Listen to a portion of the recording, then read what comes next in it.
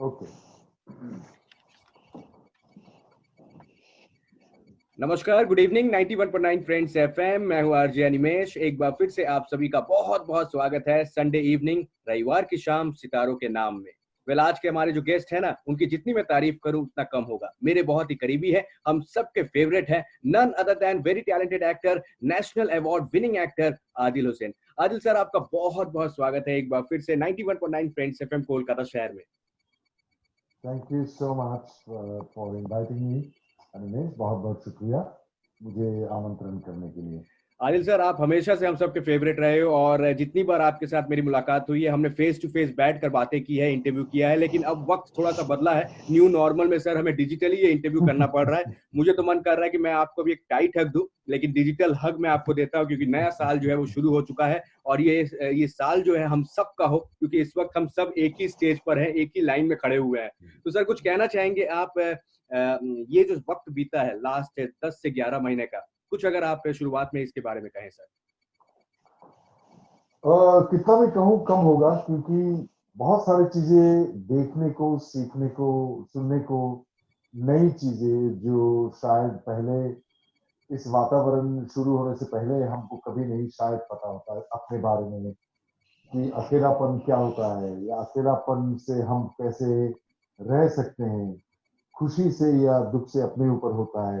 ये चॉइसेस भी काफी लोग समझते हैं कि हमेशा की दुख हम कोई हमें दुख पहुंचा सकता है या सुख दे सकता है, लेकिन मेरा जो तजुर्बा है अभी, जो मुझे मिला है और we have experienced it, that which I always believe, and also because कि मैं एक अभिनेता हूं और उस वजह से हमें ये ज्यादा ही पता होता है थोड़ा बहुत बाकी लोगों से, क्योंकि ये हमारा शैली है, हमारा जान है, हमारा प्राण है, अगर आप कहना चाहते हैं तो।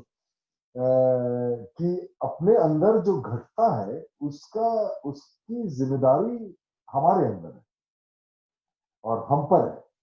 हम जो महसूस करते हैं, जो महसूस करने देते हैं अपने आप को, जैसे फॉर एग्जाम्पल कि एक सनसेट हो रहा है और आप खड़े हैं, समझो कि आपके कहीं बीच में, समुद्र की तट में, और सनसेट हो रहा है और आप देख रहे हो कि अरे कितना सुंदर है, लेकिन 10-15 मीटर उस तरफ एक फिल्म की शूट हो रही है और डायरेक्टर को पकड़ना है वो सनसेट, और समय जा रहा है और वो सन को गाली दे रहा है कि यार अब रुक जाओ यार रुक जा। तुम।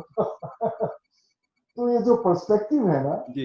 ये अलग अलग होता है हमेशा, कि किसी के लिए वो सनसेट बहुत सुंदर है और किसी के लिए बहुत बुरा है, क्योंकि शाम ढलते ही शायद वो बीमारी शुरू हो जाता है। तो ये रिलेटिव चीजें हैं, और इस वजह से एक्टर के हैसियत से, अभिनेता के शैली का अभ्यास करते समय हमें जो पता चला है कि अपने अंदर ही एक मैकेनिज्म है जिसको आप इस्तेमाल कर सकते हो जानबूझ करके।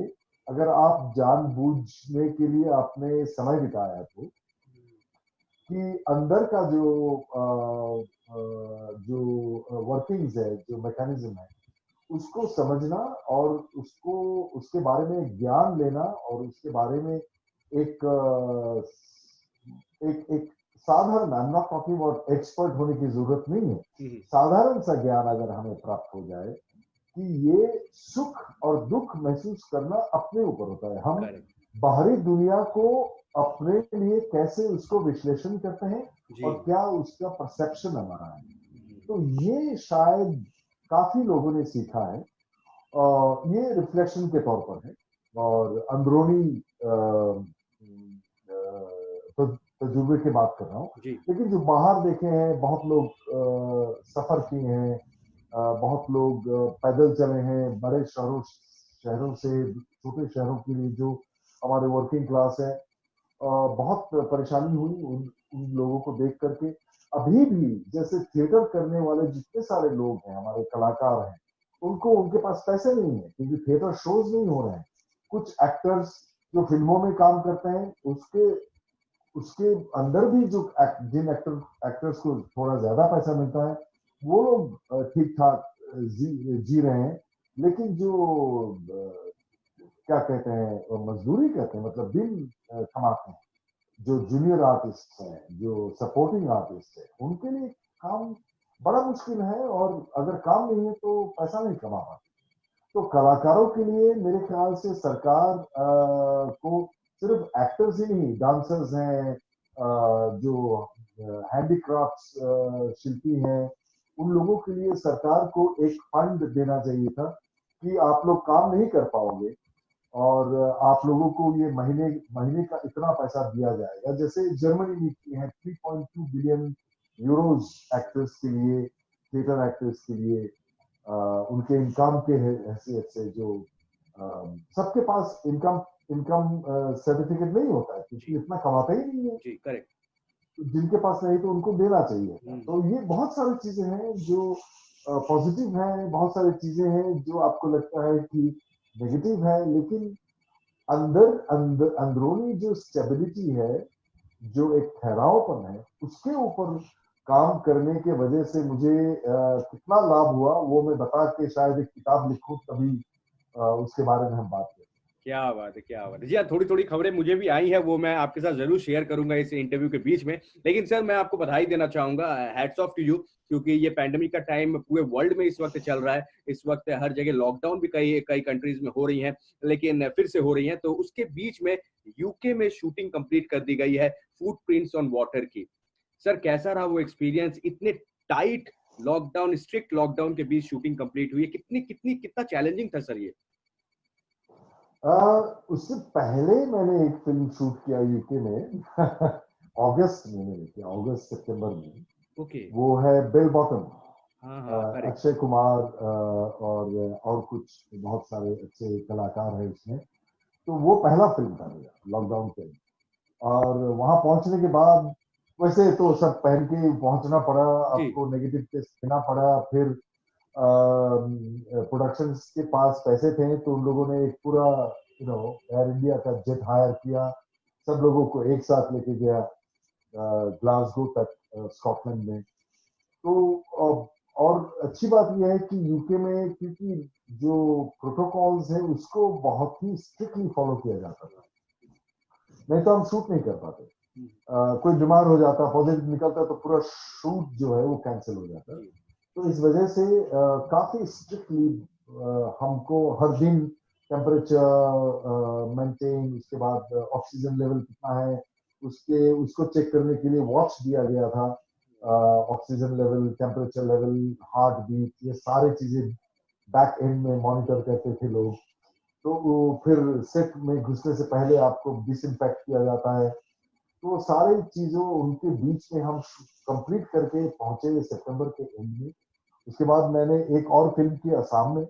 उसके बाद फिर मैं फुटप्रिंट ऑन वाटर शूट करने गया। दिसंबर के 2 तारीख को हम वहां पहुंचे, 7 तारीख से शूट किया और जनवरी के 4 को हमने खत्म किया और 8 तारीख को फ्लाइट खोली तो मैं निकल आया कल। सर अभी भी सर क्वारंटीन में हूँ। जी ये जो रूम आप दिख रहे हो, जी, मेरा ये नेक्स्ट गवर्नमेंट सवाल सर वही था कि अभी क्वारंटीन वाला वक्त जो है आपका जा रहा होगा, तो सर कैसे ये इस टाइम में कैसे सर आप समय बिता रहे हैं? अभी तो मैं जागा हूँ क्योंकि जेट लैग था तो समय बीत जाता है क्योंकि आदत पड़ गई है। और अकेलापन को एंजॉय करना एक कला होता है जी उसका। क्योंकि कला मतलब सीखना पड़ता है। अगर वो कोई कहते हैं कि अगर अपना साथ आपको पसंद नहीं है तो आप एक खराब साथी के साथ जिंदगी बिता रहे हैं। वाह क्या बात है, बिल्कुल सही। If you are not enjoying your aloneness, when you are alone, then you are not in good company. So then it's better that you start liking yourself. And there are so many ways, कितने सारे तरीके हैं अपने आप को समझना, आप क्या सोचते हो, क्या महसूस करते हो। तो ये तो हमारा एक्टर्स के लिए बहुत जरूरी है। वैसे भी हम जो काम करते हैं, अगर डायरेक्टर्स कहते हैं कि एक्शन तो हम रो सकते हैं, हंस सकते हैं, गुस्सा हो सकते हैं, तो अपने आप को एक्शन कहने में क्या प्रॉब्लम है। क्या बात है, बिल्कुल सही बात आपने की है। लेकिन सर मैं जानना चाहूंगा, ये जैसे कि आप खबर मिल रही, मुझे यूके अभी वाले ट्रिप के बारे में, शूट के बारे में पता था। इसके पहले भी आपने इतने जी। 2 मूवीज किए और थर्ड शूटिंग कंप्लीट हुई। तो सर कभी ऐसा नहीं लगा कि ये पैंडेमिक का टाइम है, पूरे वर्ल्ड में इस तरह की प्रॉब्लम हो रही है, मुझे नहीं जाना चाहिए, कभी इस तरह से अंदर से ख्याल आया सर? एक चीज बहुत अच्छा सवाल है निमेश, क्योंकि बहुत इंपॉर्टेंट है। मैं सबसे ये कहता हूँ, मैं अपने आप से तो कहता ही हूँ, और मेरे आसपास के लोगों से, मेरे बीवी, मेरे बच्चे और मेरी बीवी मुझे कहती जी। हैं और दोस्तों से शेयर करता हूँ, मेरे स्टूडेंट्स से काफी, उनसे कहता हूँ कि डर जो चीज है वो आपके लिए, सेहत के लिए बहुत ही खराब है। डरना नहीं है। एक चीज के लिए सावधान रहना, और सावधान रहना अलग बात है और डरना अलग बात है, बहुत अलग अलग चीजें। अभी अगर मैं एक आपको एग्जांपल दूं कि इस रूम में एक सांप निकला, तो मैं डर के ऐसा ऐसा अगर कर दूं तो मुझे पता नहीं चलेगा कि सांप कहाँ गया, कहाँ गया, कहाँ घुस पहली गया? पहली बात तो ये है कि आप डरो मत, देखो कि सांप है, ये सत्य है, आप स्वीकार करो उस सत्य को, और अभी देखो कि आप क्या कर सकते हैं। वाह।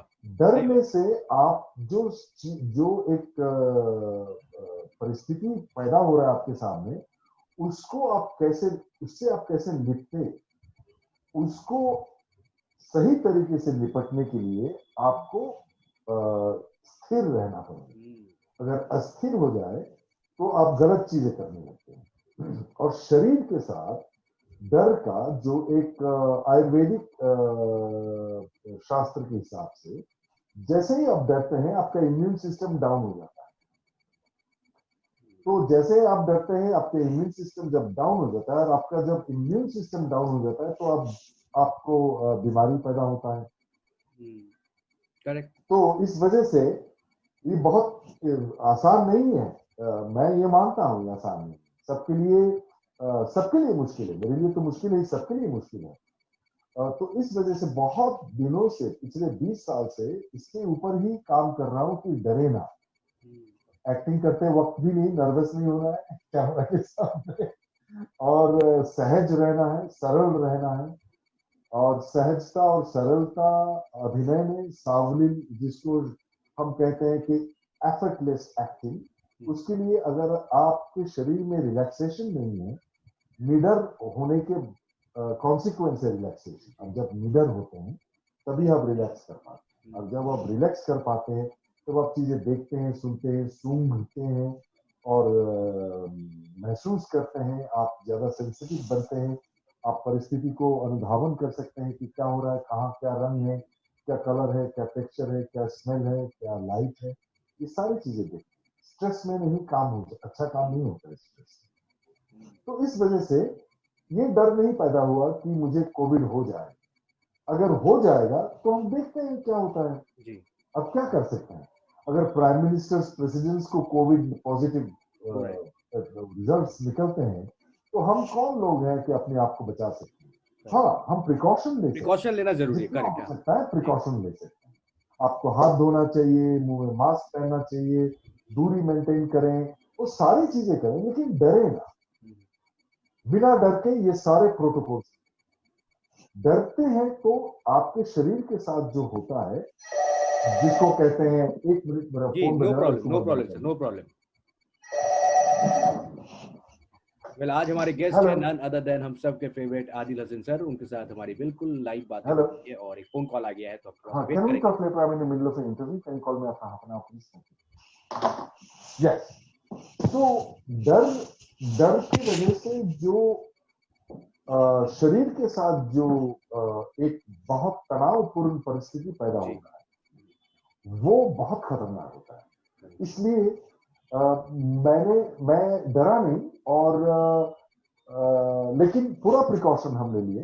ये जैसे कहा बहुत जरूरी है सबके लिए, और उस वजह से शायद, और ऊपर वाला का आशीर्वाद है, ग्रेस है, वो बहुत मैं मानता हूँ, और उसके आशीर्वाद के बिना या ग्रेस के बिना शायद अभी आपके साथ में बैठ के बात भी नहीं कर पाता, शायद कहीं पड़ा रहता हूँ उसके बिना।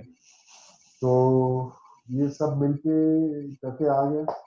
बिल्कुल सर, आप ऐसे ही स्वस्थ रहिए और अच्छे अच्छे चैलेंजिंग रोल्स करते रहिए। लेकिन आदिल सर, जब मैंने आपको पाया है तो मैं आपसे जरूर जानना चाहूंगा, बचपन में आदिल दा कैसे थे आप? बचपन में कैसे, बहुत नॉटी थे कि बहुत शरारती थे या बहुत स्टूडियस थे, स्पोर्ट्स में ज्यादा थे? मुझे तो ये पता है बचपन से ही आपने प्ले प्ले वगैरह करना शुरू कर दिया था, नाटक के साथ आप हाँ, जुड़ गए थे। तो सर ये कैसे शुरुआत हुई थी, बचपन में कैसे थे आदिल दा?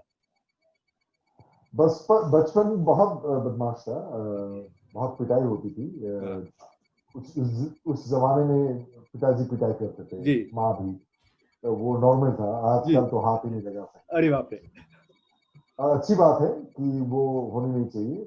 और तो बहुत शरारती था और स्टूडियस भी था, लेकिन बहुत बदमाश थी। ओके।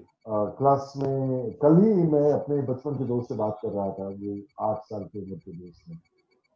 वो लंदन में रहते हैं। उसके घर भी गया मैं परसों, आते समय, हीथ्रो आते समय।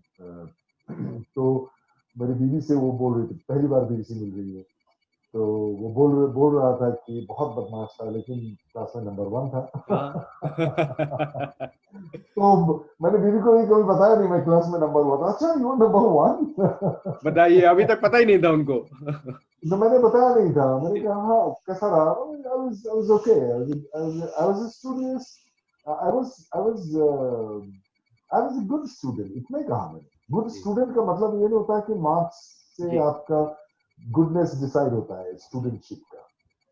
स्टूडेंट गुड होता है वो, मेरे ख्याल से, जो सीखने के लिए उत्सुक है। हाँ, हर समय, हर चीजों के बारे में नहीं, not only by academic subjects, वो अच्छी बात है, लेकिन जिंदगी के बारे में सीखना वो बहुत आपके लिए काम आता है जब आप बड़े हो।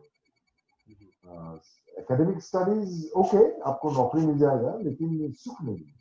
करेक्ट। जरूरी नहीं है कि सुख मिलेगा उसमें। मिल भी सकता है, लेकिन जरूरी नहीं है, क्योंकि मैं आसपास जब देखता हूँ कि जब ये सारे लोग अपना एकेडमिक्स में बहुत अच्छे हैं, बहुत लोग हैं उनमें से जो जो सचमुच वो करना चाह रहे थे दिल से, वो नहीं कर पाए, लेकिन प्रेशर की वजह से कुछ और नौकरी करें, और रिस्पॉन्सिबिलिटी भी है, शायद फैमिली रिस्पॉन्सिबिलिटी है, लेकिन दुखी है। और मुझे देख के बोलता है, यार तूने तो मतलब क्या जिंदगी जी रहा है तू। मैंने कहा यार, मैं कि नहीं, उसके लिए साहस चाहिए। मैंने कहा साहस नहीं चाहिए, उसके लिए प्यार चाहिए। प्यार जी जब पैदा होता है तो डर हट जाता है। जी। अ, या और बिल्कुल। क्या तो सर मुझे तो खबर मिली है बताऊं। कि आप सर स्टैंड अप कॉमेडी भी बहुत किया करते थे सर, जब और थोड़ा बड़े हो गए तो स्टैंड अप कॉमेडी की आपकी एक ग्रुप भी थी। तो सर कुछ बताना चाहेंगे इस जी ग्रुप के बारे जी में? जी। तो हम लोग पॉलिटिकल सटायर करते थे, स्टैंड अप कॉमेडी। मतलब उस समय तो ये शब्द जो है जी जी, वो कोई जानता ही उस नहीं था। जी जी। जानता नहीं था, 80s में। और हम लोग पॉलिटिकल सटायर करते थे, सोशल सटायर करते थे। हम लोग 4 जने थे, मैं जूनियर मोस्ट था उसमें। और बहुत हम पॉपुलर थे। क्या बात। अभी भी लोग हमारे बारे में बात करते हैं कि उस जैसा ग्रुप का सामने अभी तक पैदा नहीं हुआ। तो मैं सबसे छोटा था, और बहुत मजा आया।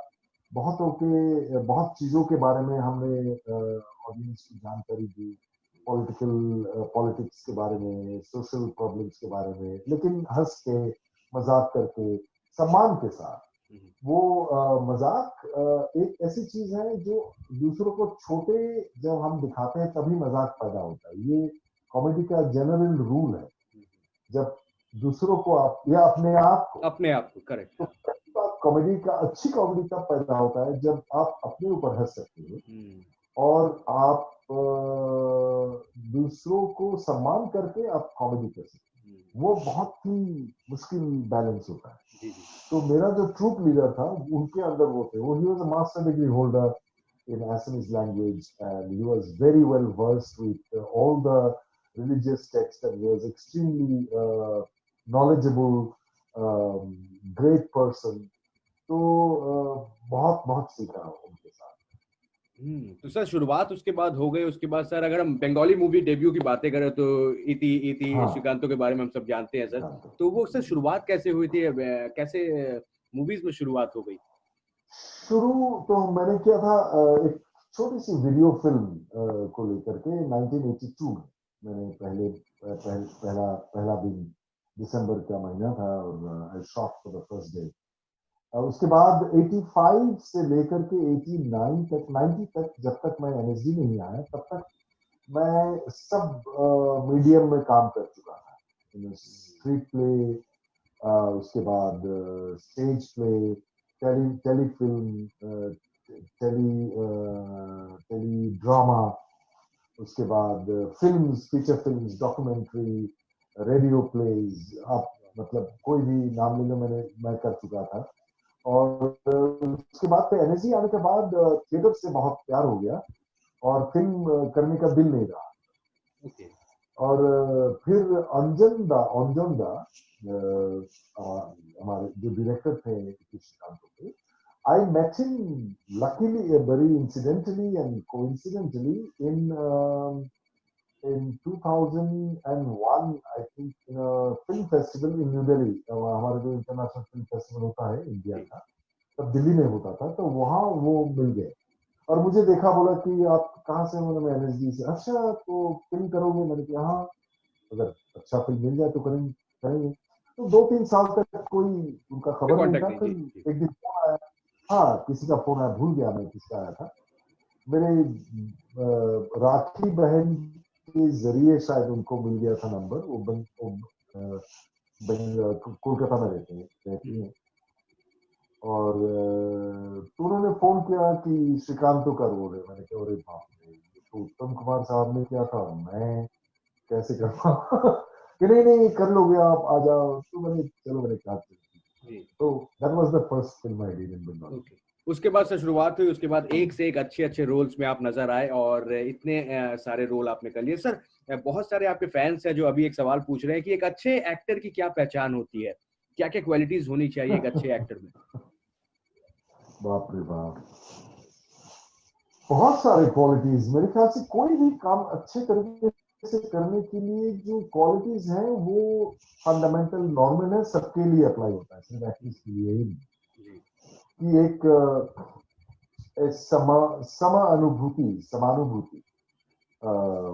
जो होता है, सम अनुभूति मतलब आप दूसरे के प्रति, दूसरों के प्रति आपका एक, अंग्रेजी में वो शब्द है एम्पैथी, जी।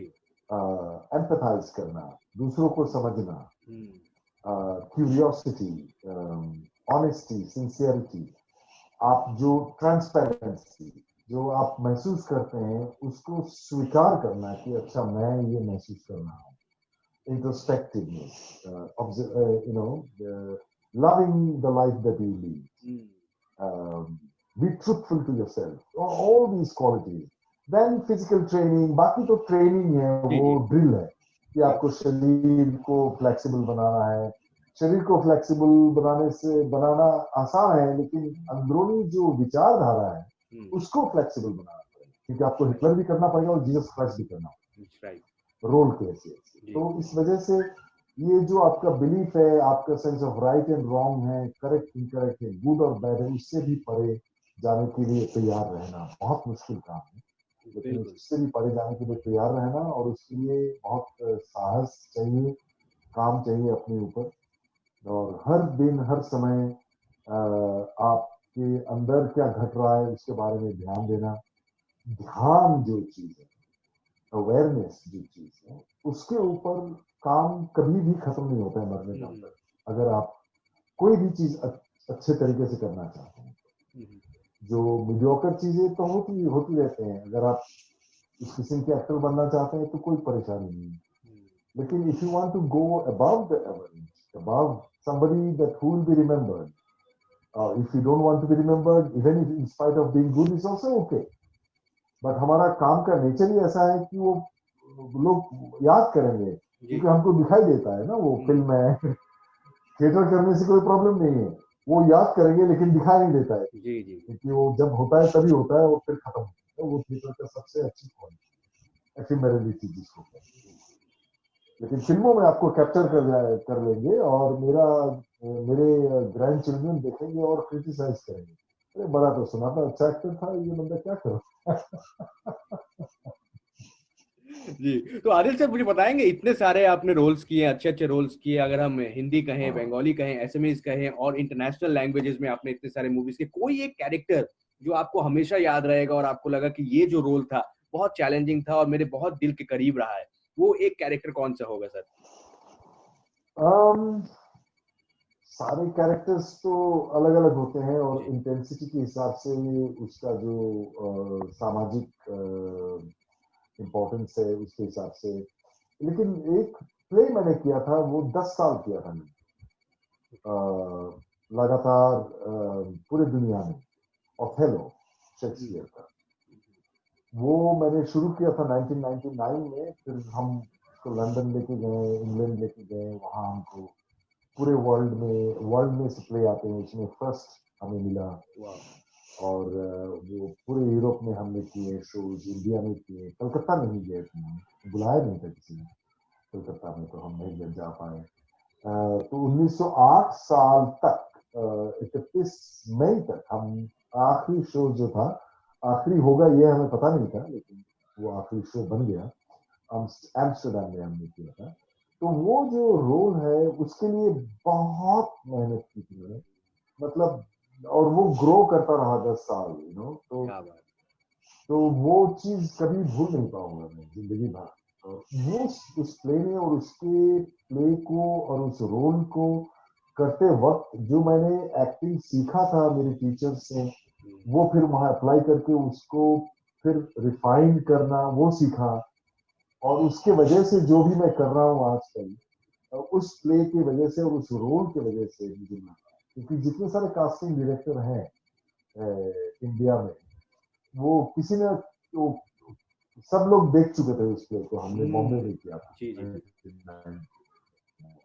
फिर मैं गायब हो गया क्योंकि मुझे नहीं करना था, तो तो इसलिए जब मैं फिल्म किया, बोले ये बंदा है कौन, हाँ उम्र भी हो गया है। I was not like a 25 year old जब मैंने इश्किया किया।